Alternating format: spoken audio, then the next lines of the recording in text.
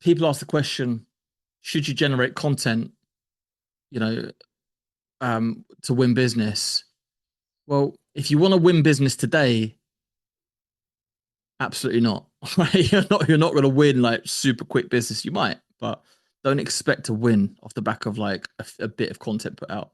Over time, you leave this footprint and legacy. And so number one, that's one of the main reasons why I want to start this, right? And that's the truth. That's direct, and that's what people don't tell you, right? People are like, I want to serve the industry. It's a load of bollocks. They don't. Well, they do, but it's not the primary reason, right? The second reason is because I want to help the industry. um, but it's because I want to reach more people than I can serve, and that is true, right? It's it's as free as you're gonna get from my offering. So the podcast is like the free offering for all the training on any like conversations that you have, giving people a taste of what they can expect when they're working with you, right? And that is the answer. All right. I like that. And I definitely feel it as your podcast editor, because I'm going through each episode, listening to the conversations, despite the fact that it's something unrelated to what I generally do, like editing podcasts, graphic design, everything. Because you talk with leaders of recruitment businesses, mentors, etc. These conversations help me a lot. But you said you want to leave an impact, um, bring something that is missing. Do you feel that there are some type of conversations that are missing in the recruitment and leadership space that you want to bring in through this podcast? There is a huge transition in our industry around um, AI, right? Now, Mm, the issue with this is, and it's been happening before AI has come on. The issue with this is that if everybody's doing the same thing, right? How do you stand out? mm, When everybody has a personal brand, how does anybody have a personal brand? It's just noise, right? You go yeah. back to you go back to LinkedIn emails when now everybody's got emails, and then now that it's saturated. If everybody's using AI, then again those methods become saturated, especially when you turbocharge them. So I called this podcast the Performance Zone, right? And for me, performance is about the person. Mm, This is about the human behind the recruiter. Because when you upgrade the human, that is when you get competitive advantages that other people can't get. that other people can get. I'll Okay. give you an example here. Like let's take AI, right? Now, although those prompts, people like the most people are quite lazy when it comes to prompts, right? Most people don't do like prompt engineering, and they don't do it well. Yeah. So what that means is that um, the the output that you're getting from this machine, who says that that's any good, right? Who Mm, says who says ChatGPT GTP knows how to recruit? Who trained it? Like, where is that coming from? What specific model is it pulling from? How does that marry to certain people's industries? So the biggest challenge that you've got is that so many people are using tools and techniques, and that's what it really stems and comes down to, Gabs, right?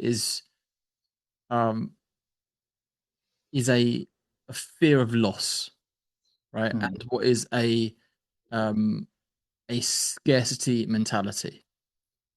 So for those of you that don't know what that means, scarcity mentality means it's like you're going to lose something, right?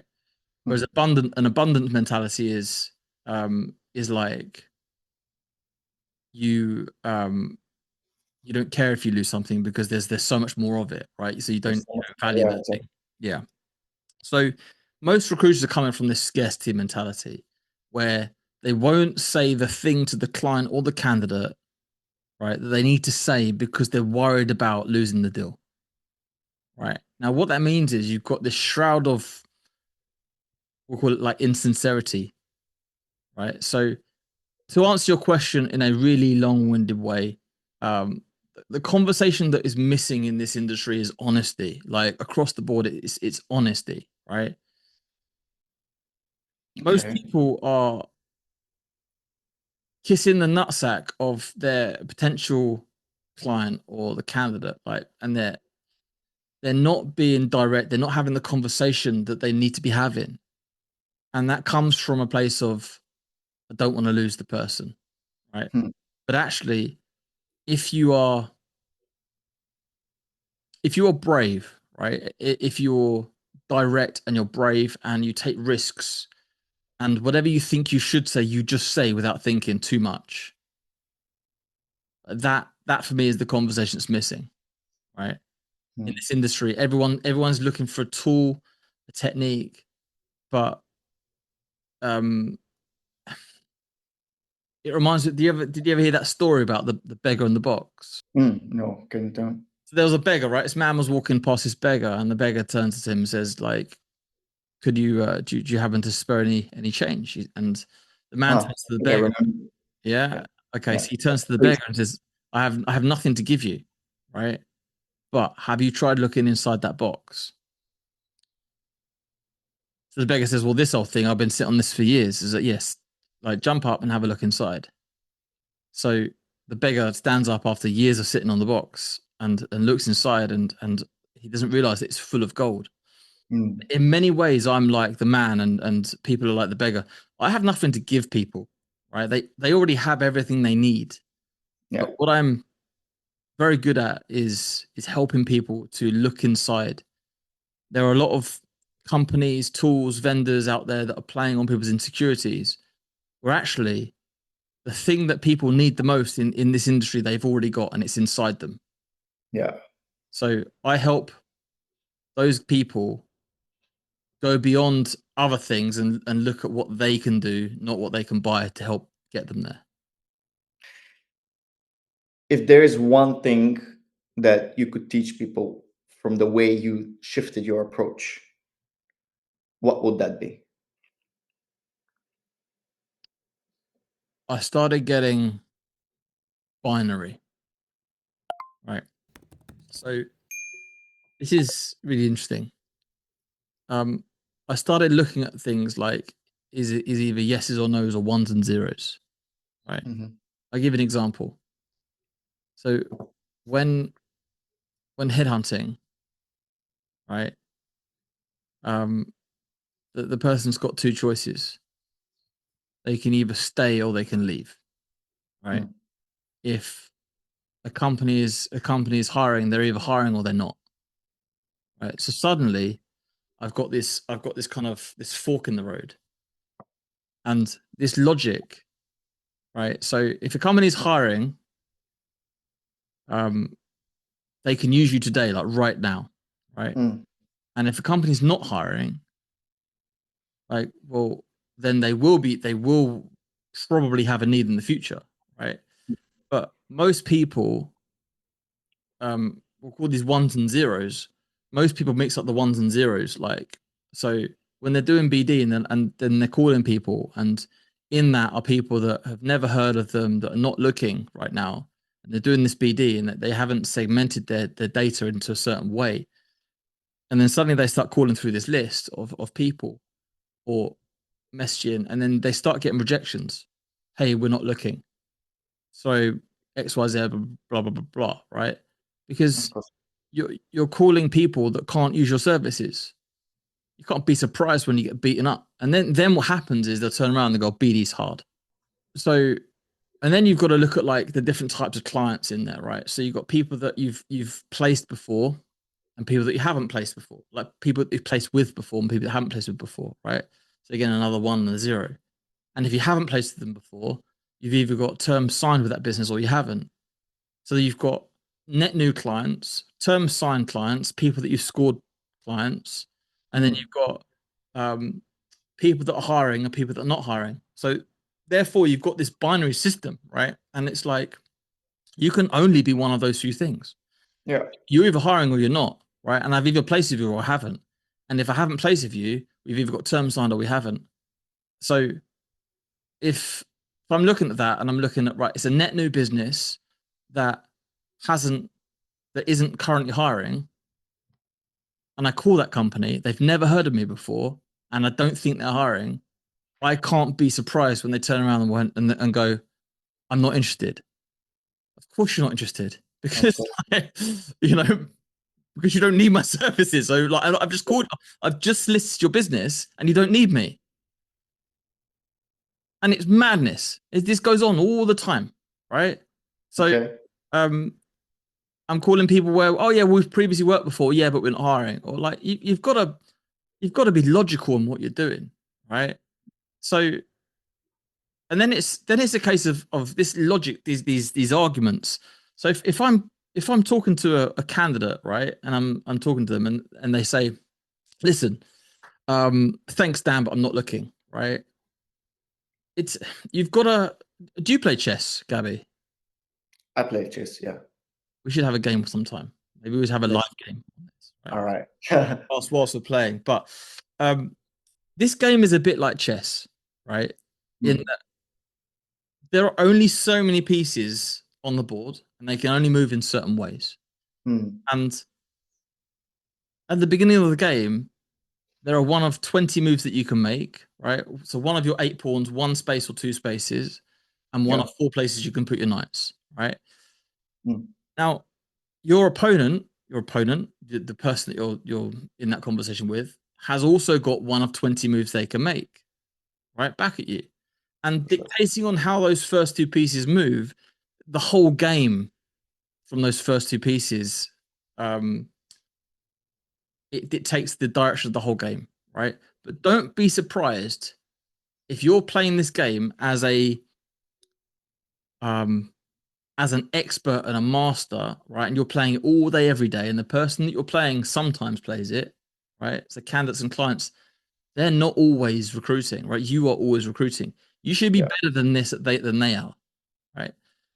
But don't be surprised when they move a piece and you're like, I didn't think about that. Like, it is your job to know what your opponent is going to do and say, right? So when you're literally, when you're doing this game, you have to know they're going to say they've got a preferred supplier of this. They're going to say they've got internal recruiters. They're going to tell you I'm not looking. They're going to ask you, how do you get my number? Like, it is so predictable, this game. So if someone could learn one thing from the way that I approach this, it's logic, be binary in what you're doing, understand this is the structure, right? And predict what's going to happen. So if you headhunt a candidate, they might say, don't call me at work. it's an obvious thing to say, right? Yes. But like, don't call me at work. You've got to be prepared for it. And the great thing about this job is if you've done it for 3 months, you've probably seen 99% of scenarios.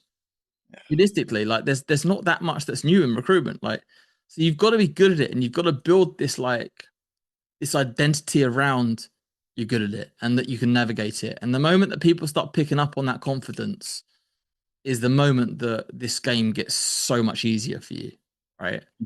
So I would say those are the biggest 2 things, right? That it's working in this binary fashion, ones and zeros. Like a good example as well. One other good example of this is if you're headhunting for a job, right? And I've got my list of data, and I look at that list and I say to somebody, right, okay, who have you spoken to and who you haven't? No, I just need to click on the notes. No. I don't want you to click on the notes. I want you to tell me who you've spoken to and who you haven't. Right. So if you can't segment your data, you are screwed. Yeah. Right. You've either spoken to these people or you haven't. Which is it? Right. And if you've spoken to them, they're either going to be yes, no, or maybe. That's it. That's it. You've spoken to them, haven't spoken to them. You have spoken to them, yes, no's, maybes. Right. Turn the maybes into yeses, understand why the no said no, call the people that you haven't spoken to, get hold of more of them. You either add them to the list or you're calling through the list. It is simple. So what I do is I make shit simple. and I give people a logic and an understanding. And the simpler you can make something, the better it usually is. And that's the hard rule of what I do. Need a moment to catch your breath? Ready to go from good to unstoppable? At Bamboo Performance, our one-on-one coaching, exclusive live events, and dynamic online recruitment training platform help recruiters smash every target every time. Visit our website now and discover your highest potential. Let's get back to the show.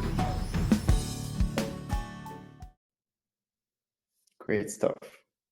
I think this is not only applicable to recruitment in particular, but I think to any other sphere related to business. The more you do something, even if it's just for 15 minutes a day, for 1 hour a day, the better you become at it, the more prepared you become at it, the more confident you become at it, because then you are already considering all the different scenarios that might develop.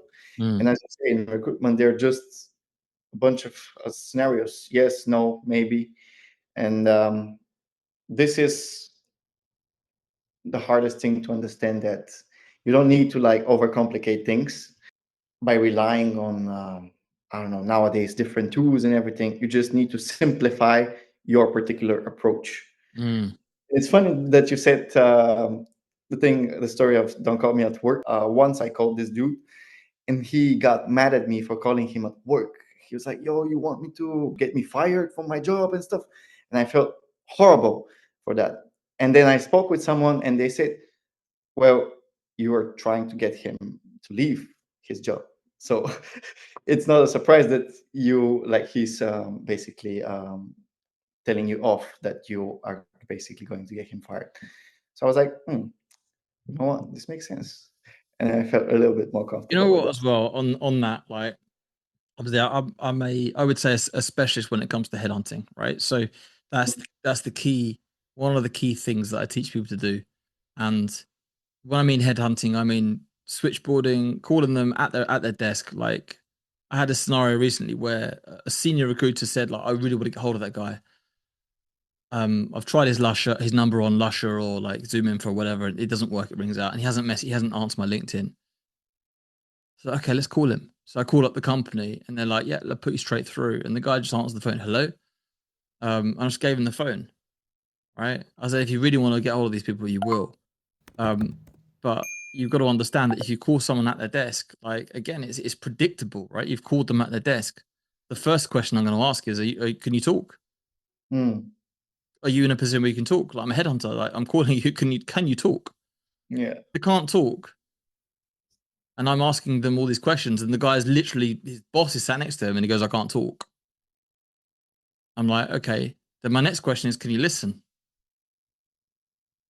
Let me talk at you just for a couple of minutes, right? And just let me see if it makes, because what I normally find is people will find a way to talk, right? They'll get up off the desk and they'll walk across the room, they'll find a little place where they can talk. So you've got to understand like the dynamics. Like, if you could see the person that you're calling, you wouldn't ask the questions that you ask. Right? Are you looking to leave? It's like, well, if you could see that person is sat next to their boss, or there's a people around them or whatever, they're never ever going to answer you honestly. Yeah. You just got to qualify the situation. But the point is, if you had $1 million,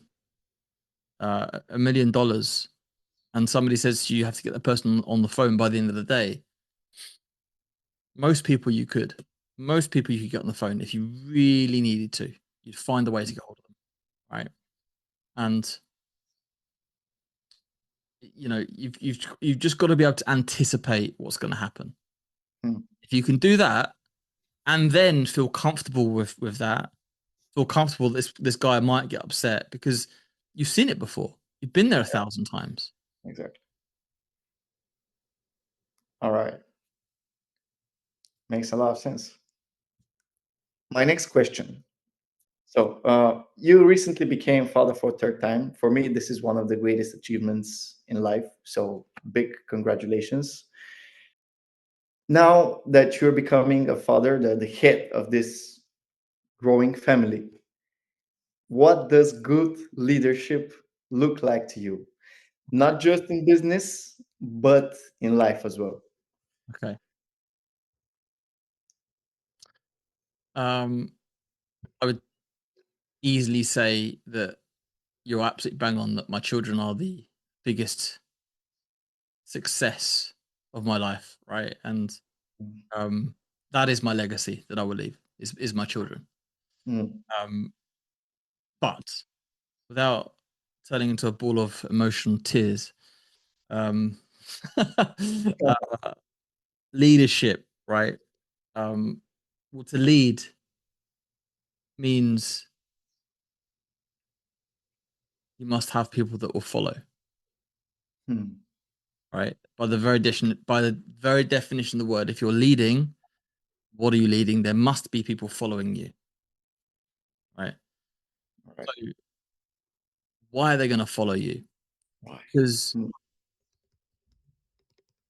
they, you are not say a salesperson, but you're selling the concept that you know where you're going, right? And you know how to get them to where they're going.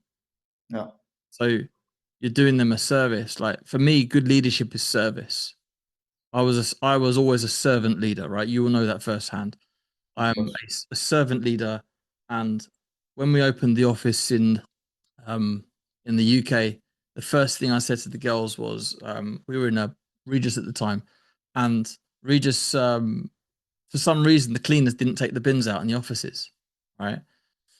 The first thing I said to the girls is I every night I will take the bins out, Mm. right? Not because I want to, because women are messy creatures, right? Um, but because I want you to know there's not a job in this business I will not do, right? Mm. There's not anything I will ask you to do that I will not do myself. And and what I found from that was that every night, most nights, they will take the bins out themselves, Mm. right? And occasionally it would get left, and I would do it. That's fine. But most nights, they would leave, and it was just part of our thing, right? Um, Same with headhunting. When I'm coaching, when I'm training, if there's someone we need to call, I'm like, right, rather than telling them, oh, you should headhunt that person, I was like, right, okay, give me the phone. I'm going to call him, and I just do it. Right, I just do it in the middle of it. It doesn't matter if I've got 50 people on a call or one person on a call. I couldn't care less. Yeah. Right? I will never ask anybody to do anything I wouldn't do myself. And I think that is a big part of leadership, right? Is being that servant leader, knowing that you've got their back. And um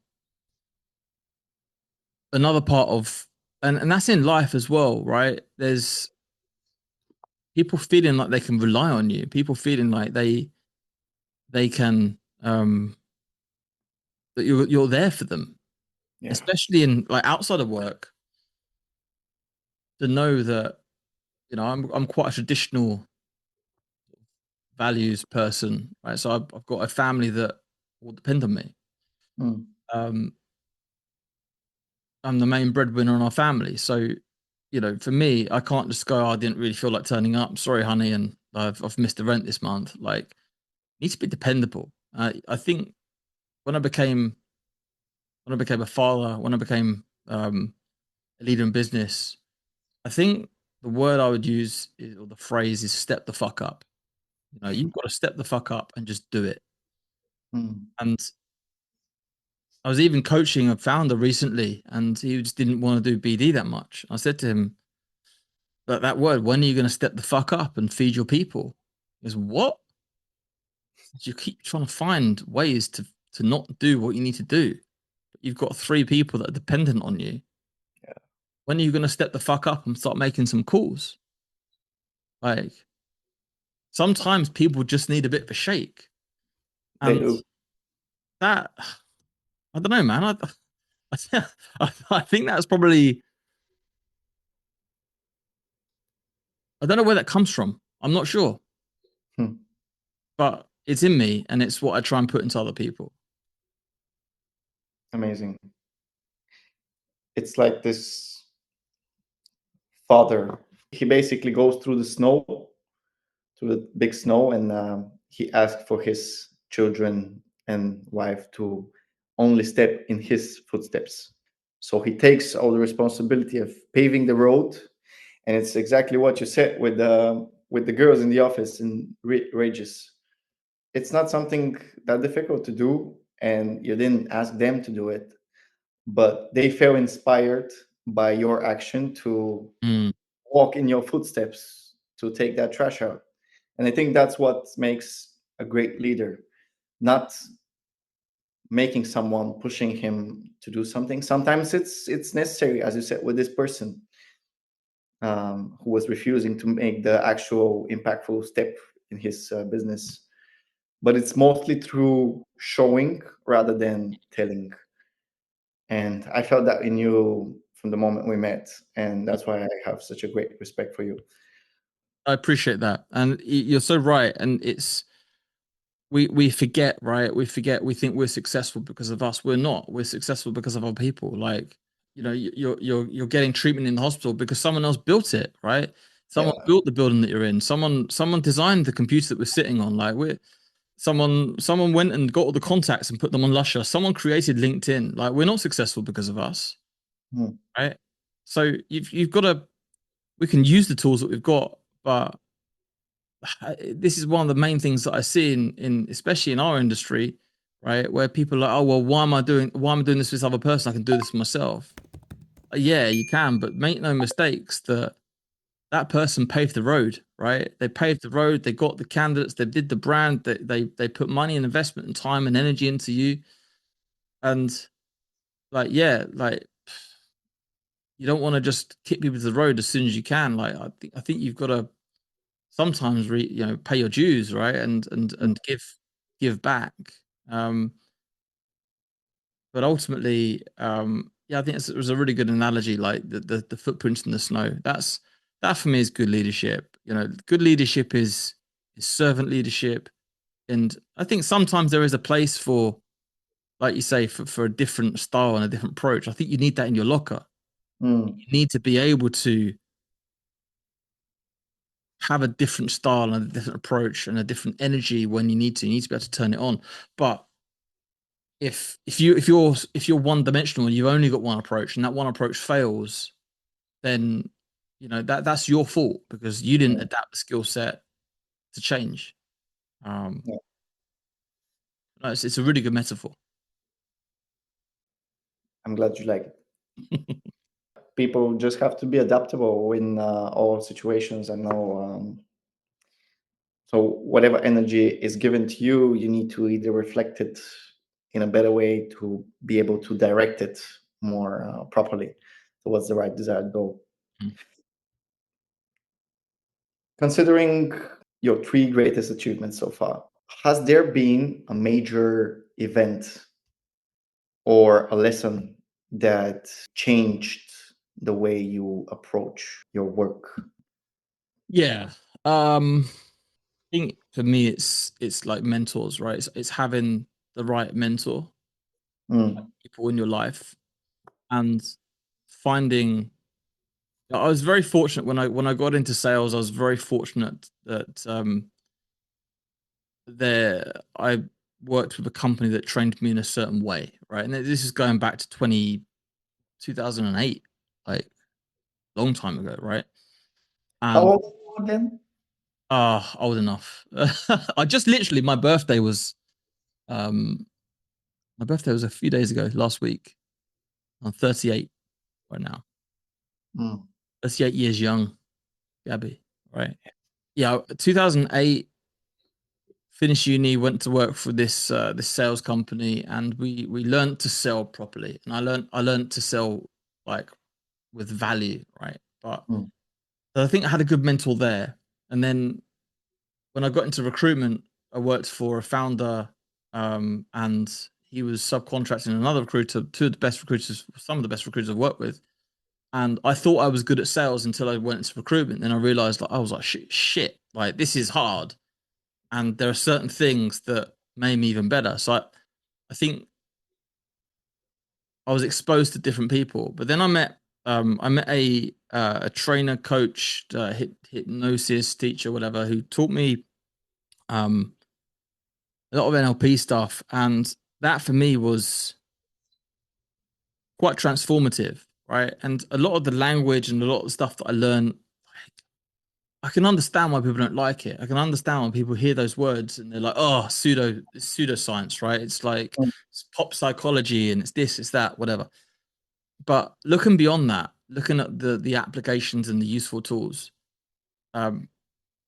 I essentially decoded performance, right? Oh, And I understood like what are the main factors that really make a difference, and how can we engineer those factors to get those same results. And what it stemmed down to was I looked at performance and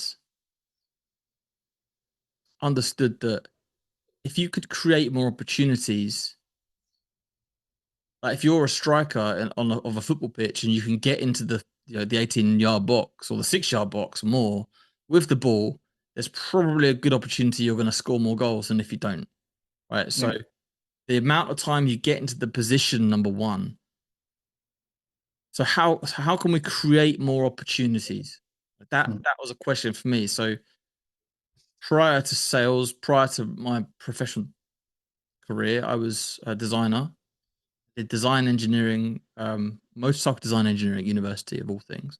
I've Mm. always got this mind that I look at something and I look at why is it made the way that it's made, right? Why why did somebody thought that was a good idea?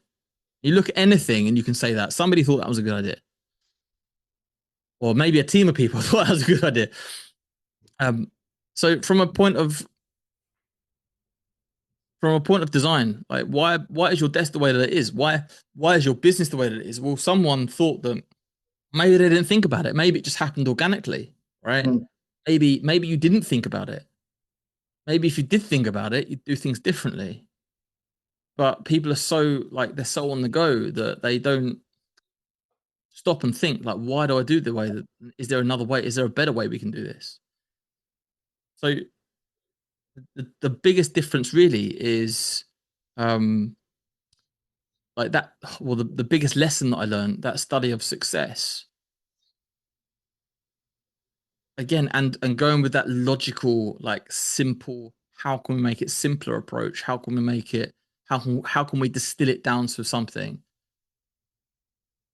Once I understood that actually when you pull on this lever, this happens, and all the other levers I'm pulling on don't actually matter, right? I'm like, okay, how can I pull on this lever more, right? And what can I tell the person that I'm talking to forget all the other shit that they think is important and lean into the things that are actually important. Mm. So, I mean, in our industry, it has to be interviews. Mm. It has to be interviews. Now, there is a relationship between like quality does matter, and we do look at that. But if you can increase interviews, you will increase billings.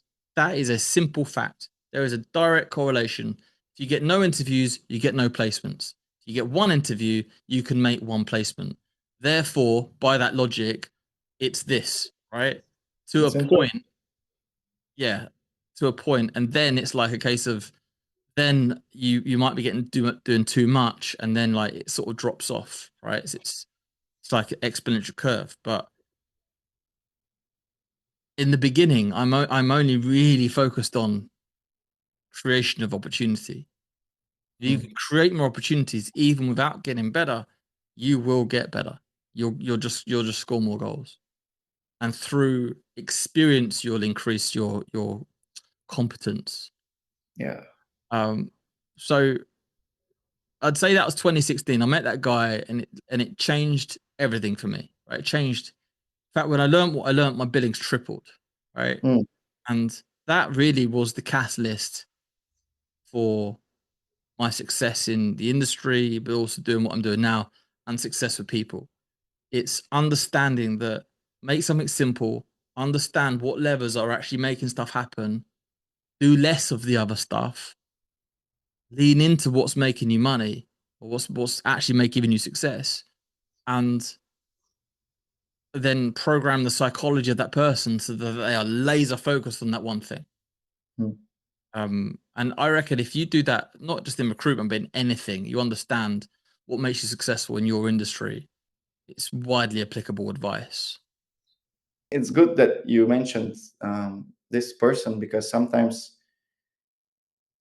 it's like we get a lot of egoistic opinions of ourselves once we become successful in our own mindset. And then we come next to someone who is way more successful than us, again, related to our own vision of success. And then we get this reality check and we realize that, damn, who am I to compare with this Yeah, person? it's understanding that, again, someone paved the road before you. Yeah. I didn't create these tools and methodologies. Mm. They were taught to me, and it's um it's understanding that, yeah, you're not just successful because of you, Mm. and being humble enough to realize that we're standing on the shoulders of giants. Like, Exactly. yeah, I'm gonna rob and steal and borrow and and take these ideas and concepts, but ultimately, like, the technology is already there. The technology is already out there. There exists everything you need to go and make everything happen. It can't be. It's never been easier than it is today to be successful in whatever it is that you do.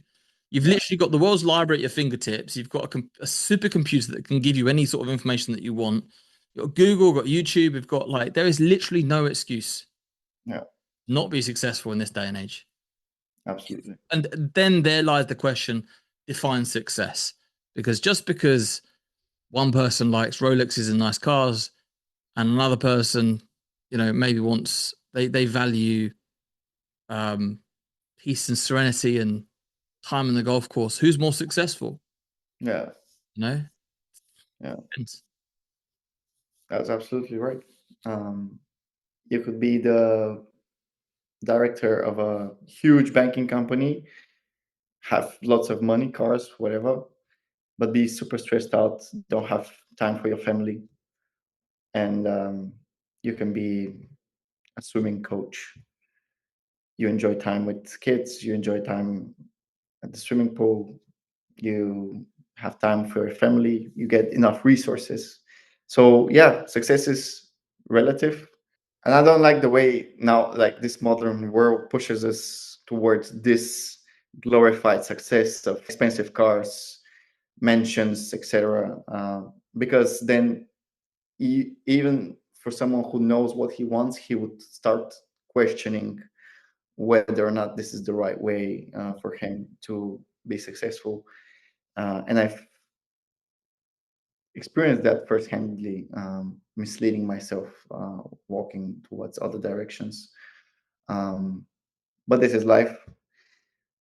Uh, Considering that other directions that people are being misled to, being led on, and all the different distractions and everything that we have nowadays, and basically the way everything is basically competing for your attention, for your energy, what part of your day-to-day work brings you the most energy or meaning, basically? to answer your question, what gives me, that day to day meaning is when somebody, like, the penny drops and they're like, ah, okay, I get it now. And then when they get that penny drop moment and they go on and then they're successful, and it's like that success, they'll say, I wouldn't have done that if it wasn't for you, Dan. That gives me an immense amount of satisfaction, right? It Mm. does. It really does. So I think it's success for others, and it's one of the biggest things in being a coach that I get to experience that a lot. Um, but yeah, success for others is really nice. Seeing other people's growth. Um, yeah, it's probably a big part of the reason why I do what I do. Mm. If there is one sentence with which you could basically inspire someone to, or help someone find his own meaning, what would it be? I think it's being really honest with yourself around what you really want Hmm. and trusting that gut instinct, right? So when again a good example of that for you personally is when you left industry and you went and said, right, I'm gonna go and work for myself. Hmm. It's not an easy leap to make, right? But there was that drive was in you, and you've got to trust. You've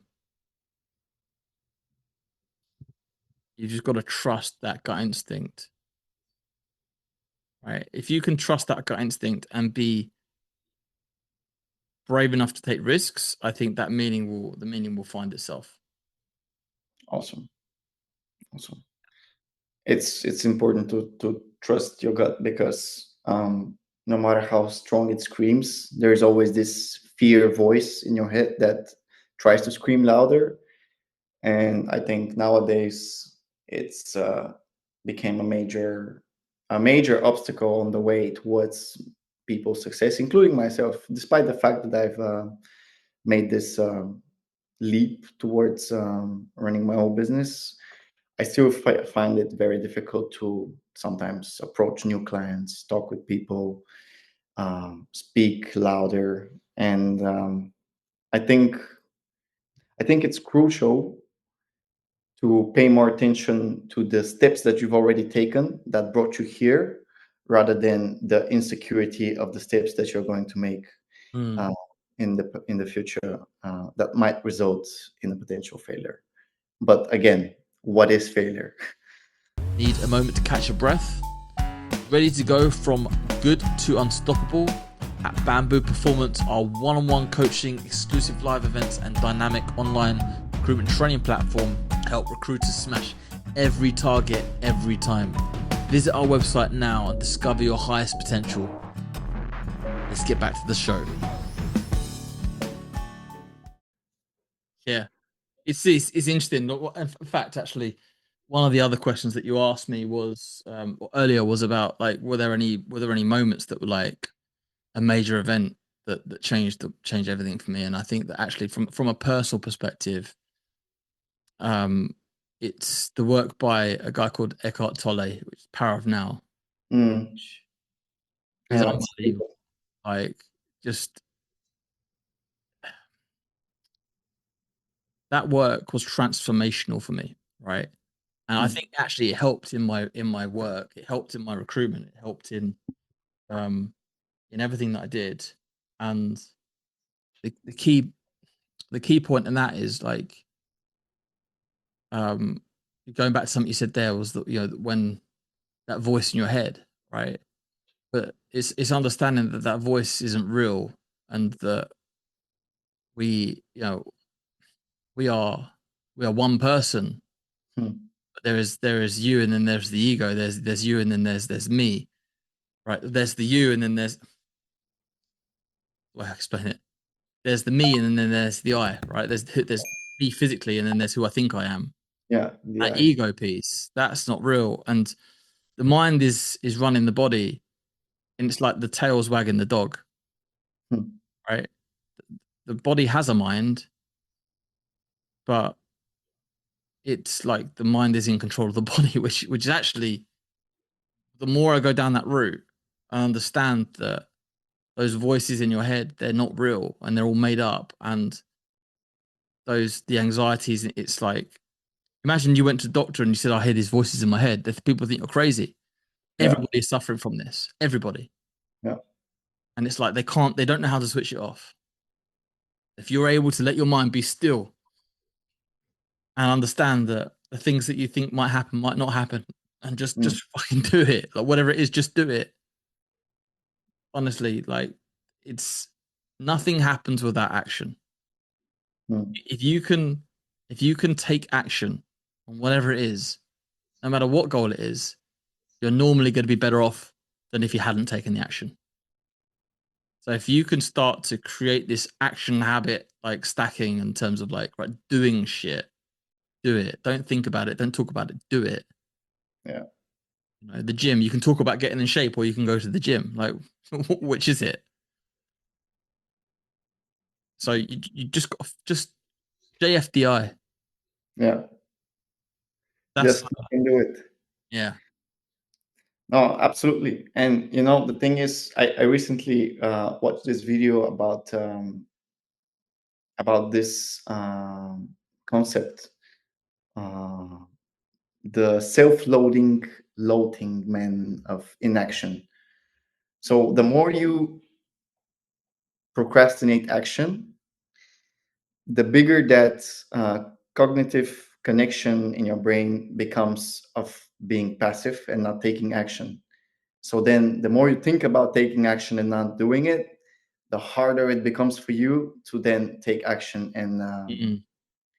but that's the twist. As soon as you make the simplest action, you already start fueling up the other connections that are allowing you to make more and more action. Mm.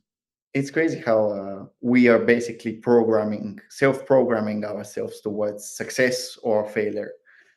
Um, And most people don't know how to use a computer. And that's the well, they've never understood how to program. Like 99.9% of people just go through their life without any exploration and journey, like and uncovering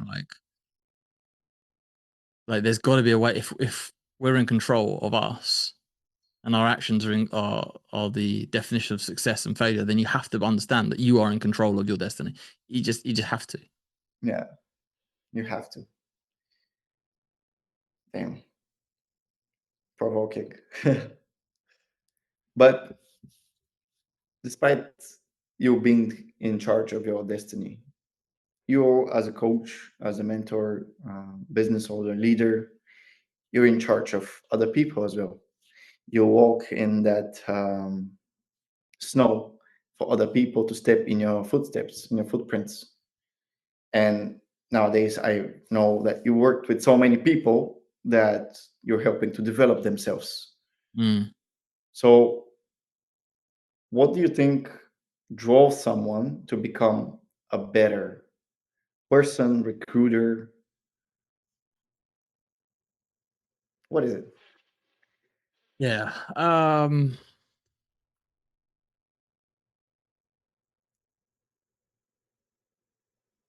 There are many layers to this answer, right? Many layers to that question, even. Hmm. Um, Most people in recruitment because they want to earn money, like serious money, good money. Hmm. And so most people are in recruitment because they want to better their lives. Yeah. But there's a fundamental philosophy there in terms of the reason why they're trying to do that is because they might have fallen into the trap of consumerism. they, they might have gone down that route. So that's the real answer, right? But in general, recruitment attracts a certain type of person that wants to get better. And then within that, so you've got this bell curve of life. Some people just do the job because they can't get a job anywhere else doing anything else, right? Recruitment is probably the bar to entry is so low, but yet uh, it's a really funny industry in that way that you can fail everything, become a recruiter, and be an unbelievable success. Whereas you can't fail and then become a doctor, right? Hmm. You can't fail and become a dentist. You can't just fall into dentistry. Yeah. You have to study. You have to get the grades. You have to go to medical school, dentistry school. So it's a really funny industry, but um, a lot of people in recruitment feel like they're catching up. Like it's like right, okay, I've got catching up to do, and because you can make money, it can also attract a certain type of person that wants to make money quick, make money fast. Sure. Um, but fast money comes and it goes, Hmm. So what draws someone to want to become better? Um, Probably not being happy with where they were. That's the truth, right? The truth is people aren't happy with who they are, so they want to become the person they need to be, and then they think they'll be happier down the line. But it's it's, it's the answer is money makes things a lot easier. does. Sure. Right? That's It the does. truth. It does. But it won't necessarily make you happy. Mm. So I think do both, right? Earn well and live well. Mm. If you do both, then surely that's going to be the best. If you're incredibly happy but you can't pay your bills, but you're happy, life might not be that easy for you. Mm. Whereas if you're incredibly happy and all your bills are paid, then life is better. Absolutely. You know, less worry. It's the system that we basically have to adapt to and try to conquer. Yeah. I definitely feel that what you said. You want to become better. You're not satisfied with who you were.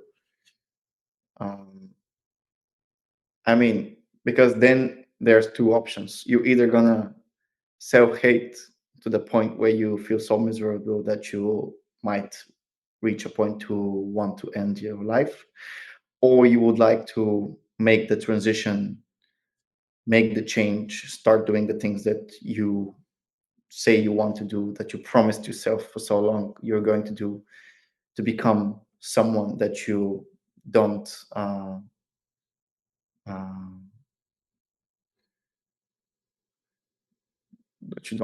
hate, basically, that you don't. Mm. And I feel that for myself. I think for me personally, this was also one of the reasons that I wanted to try this venture on my own. Do you know the secret, Gabs? The secret I found is that the more happy you are with who you are right now, the less you need it, the less you need something to change, the less you need to be someone different, Mm. the easier everything is. The more you love yourself, the more you understand I am good enough. Who I am today is good enough. I don't need to be anything else. Right? The more you understand that, the more you come across self-assured, Mm. self-loving, and you talk with conviction. And then I don't need the deal to happen. Mm. But fuck if you work with me or not, I don't care. It doesn't bother me, right? I don't need your business. Mm. Versus someone that does need the business and projects that neediness. Like that's that's the rule. The rule is it's the law of abundance. Mm. Law of abundance. I don't need it. You know, I'm enough today, right now. I could quite happily be a gardener Mm. and probably be happier if I'm being honest with you. I'll be outside in nature all day, like putting in a hard graft, seeing something creative with my hands, being at one like with with like nature and stuff. I think like I could quite happily do that job, right? Mm. Um, but something drives me in this mission. There's something there. And to go back to your very first question, I think I do want to spread that message. I want to spread the message of, um, you know, to be the voice that there isn't in this industry. I don't hear it enough. I don't see it enough. There's not many people having an honest conversation. Let's be Mm. real, yeah. Um, and cut the bullshit Yeah. because ultimately, when it comes down to it, this is about this whole journey. Like life is all about this discovery of who you think you are, who you want to be, but to enjoy it for the day and actually enjoy the hard things that you do. You know, because what you're doing is a choice. If you're in recruitment, you've chosen that. Yeah. You're in your graphic design, you've chosen that. Like you are where you are because you've chosen it. So if you've chosen it, choose to be good at it, choose to enjoy it, choose to have fun. You know. Mm. So yeah, it's a funny old world we live in, right? It's a funny old space, but Yeah. there are good people. Mm. Okay, but in terms of that, like if someone is feeling really negative about himself and wants to make this change, how do you convince him that he is enough? How do you convince him that his scarcity mindset is completely twisted and basically he could quite easily go to that law of abundance mindset? Mm.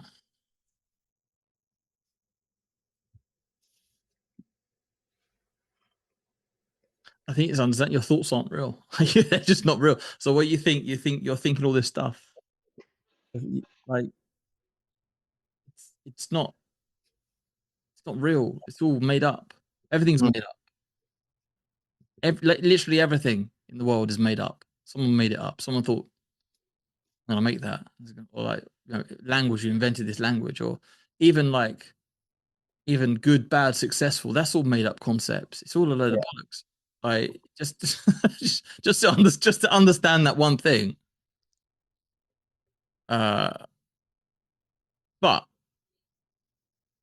sometimes people need to hear it. But if you don't love yourself, you don't back yourself, like literally no one's coming to save you. Even Mm, your parents, like they'll do what they think is right for you, but they're like your success, your happiness is nobody else's responsibility but yours, right? So mm, ultimately you have to do something to change it. You have to take accountability of where you are right now.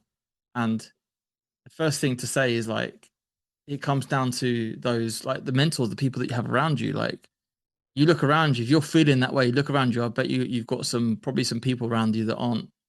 If you surround yourself with better people, you surround yourself with better coaches, better colleagues, better friends. You know, you're choosing your life. You've chosen mm, it, right? So there are some things you might have to do that might be really difficult, but the choice is like the choice is, do you want to change? Because if you don't, if you're happy with the trajectory of where you're going and you don't change, you're choosing that future life, right? mm, If you're not happy with something and you don't change it, you're choosing the result. You're choosing to be yeah. unhappy. Yeah. So get comfortable with making those changes. Do something different. You know, it doesn't even have to be me, right?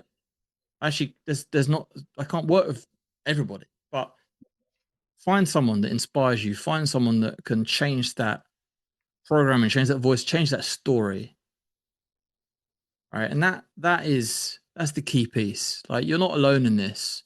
Mm, Talk to people and understand. Like, okay, is there someone else out there that can help me to reprogram the way that I think and to help me understand that those thoughts they don't control me, right?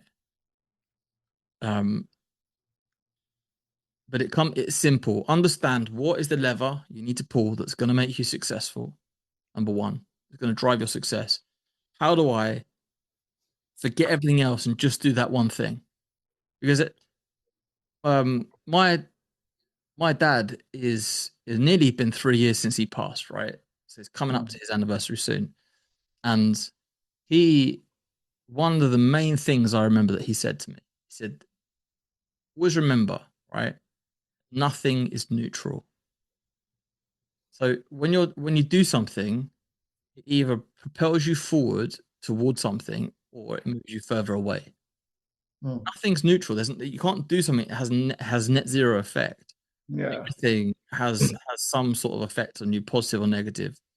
So understanding that the choices that you're making, are they like, and you have different parts to you, right? So let's say you've got, I'd say, health, wealth, relationships, right? Those are the three main parts. And if you go on this mad health kick, right, where you're training, you're going to do like an ultra marathon, you've got to spend 3 hours a night or a day training. That might impact your relationships, right? For sure. It might impact your wealth. It might impact your work. So like, we're one person, but you want different things. So understand like what are you going to have to sacrifice to get what it is that you want. Like these things, nothing's neutral. Everything has an effect. So, but if I was in that situation, I would surround myself with better people. Number Mm. one, first thing I'd do. All right. We need to highlight this part of the podcast episode because I think a lot of people need to hear this, what you said. It's really impactful, what you said, because I think nowadays so many people struggle with the concept of themselves, um, because they constantly compare themselves because of social media, and all different lavish personalities that are there, and sometimes you just feel robbed of your own concept of happiness and self-love identity. So I really like, and that's also what I noticed with this podcast while editing most of the episodes. It's not mostly business. There's also, not always, of course, but most of the time, a part of the episode that uncovers the layers of what is to be a human being with his problems, limitations, thoughts, and I think that's really important for such podcast series, because we are not just leaders, we are not just business owners or mentors. We're just human. 100%. That is the answer to everything. Mm. Person. Yeah, Person is the answer. yeah, Performance zone. Who's performing? The person. person. Is the human underneath the performance that performs. Hmm. So that is the part I'm interested in, right? It is the psychology of performance. It is how do you upgrade the human? Because there's so much talks about how we upgrade our tech stack and how we upgrade like our systems, our automation. How are you upgrading the people in your business? Because fundamentally, your business is a group of people, and those people have got unique challenges that will make them who they are. And your business is a collective of systems and people. So make the systems better, make the people better. Like that has to be the answer, surely. Again, Yeah, going back to that binary logic. yeah, lovely.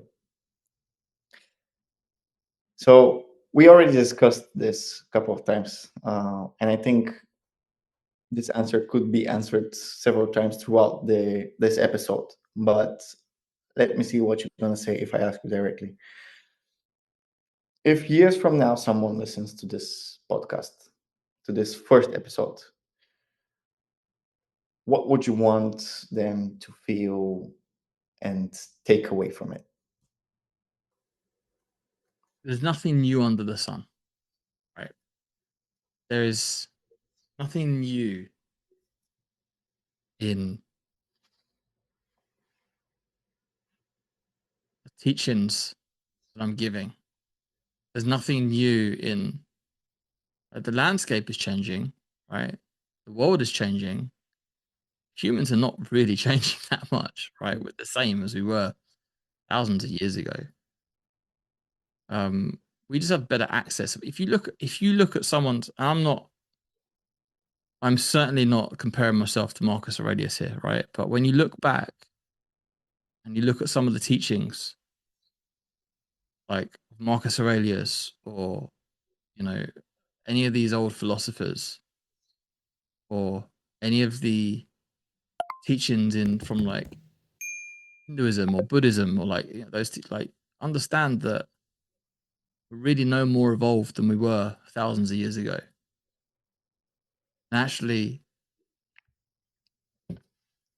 I was thinking about this question a little bit. Um, Someone's listening back to this in 10 years. From a selfish perspective, I'd be curious to see where things are, where my business is, where things are, where you are, what the context is listening back to this 10 years. If you're 20, you're 35, right? And you're listening to a podcast between Gabriel Pavlov and Dan Alexander from 2025. If you're still listening to this in 10 years, then there's got to be some teachings in this that are timeless. And I think the things we have talked about are timeless, really.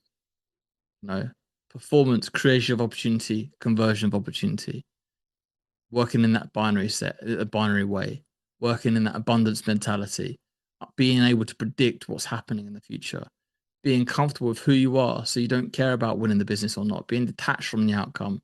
Like these are all universal concepts that will still serve us in 10, 15, 20 years, no matter what it is, no matter what the world looks like. I think it'd be a very interesting place with AI automation and the way things are moving. But it's an exciting time to be alive. I would say that, it's a really exciting time to be alive. And yeah, I'd say that just if anyone's even listening to this in 10 years will be, if you are, stick a comment in the section below. If you listen in 2035, just write a little comment in the comment section.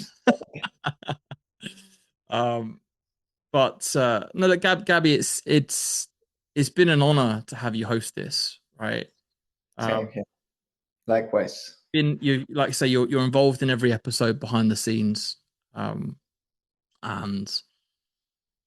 it's the work that you're doing to produce the podcast is exceptional.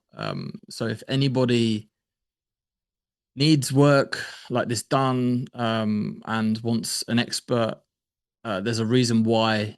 I'm known for having high standards across many different people, and there's a reason why I came to you, because I think the work that you do is quality, and an absolute pleasure to have you on and to have you host it.